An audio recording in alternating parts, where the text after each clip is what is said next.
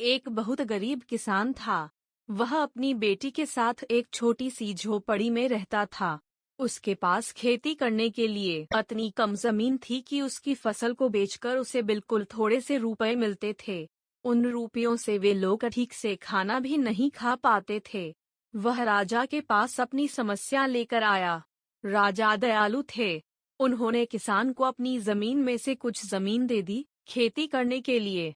उन्होंने कहा, यह जमीन तो हमारी ही रहेगी, लेकिन उस पर उगने वाली फसल तुम्हारी होगी। किसान ने राजा को बहुत बहुत धन्यवाद दिया। एक दिन वह खेत की जुताई कर रहा था। तभी उसका हल किसी कठोर चीज से टकराया। उसने वहां खोदकर देखा तो उसे सोने की एक ओखली मिली। किसान ईमानदार था। उसने अपनी बेटी से कहा, हमें यह ओखली राजा के खेत से मिली है। जिसकी जमीन है, उसी की यह ओखली भी है। इसीलिए हमको इसे राजा को लौटा देना चाहिए। किसान की बेटी बोली, नहीं पिताजी, आप ऐसा मत कीजिए।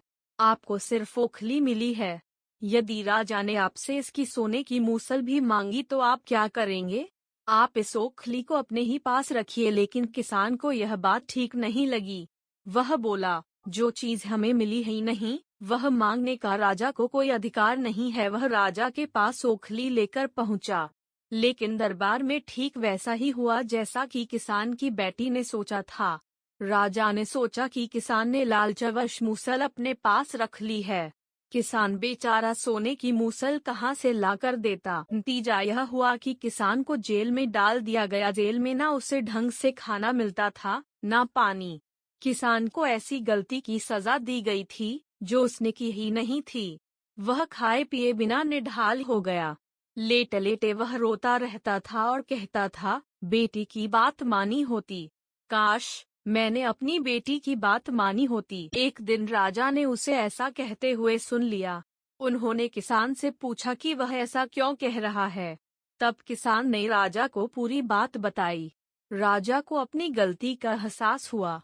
किसान को तुरंत छोड़ दिया गया।